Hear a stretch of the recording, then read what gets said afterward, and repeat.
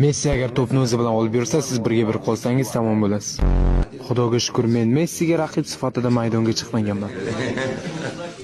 Yo'q, omadim kelgan. O'yin davomida Messiga qarshi jamoangiz qanday kurashdi? Leoni to'xtatishning imkoni yo'q. Agar unga to'pni berib qo'ysangiz, u maydon bo'ylab harakat qilsa, bu sizga muammo tug'diradi.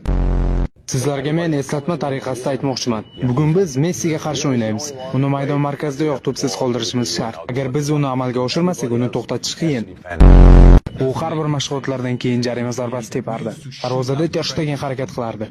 Albatta, har bir mashg'ulotlardan so'ng u jarima zarbasi bilan o'zini sinab ko'rardi. U 100 ta jarima zarbasi tepsa, 98 tasini gol urardi. Ter Shtegen buni qaytarishning imkoni yo'q deb baqirardi. Raqib ma'nosida eng ko'p muammo tug'dirgan futbolchi Messi. Messi qayerda harakat qilmasin xavf tug'dirardi va hamma uni to'xtatishga harakat qilardi. Ha, raqib sifatida men ko'rgan eng kuchli o'yinchi bu Messi.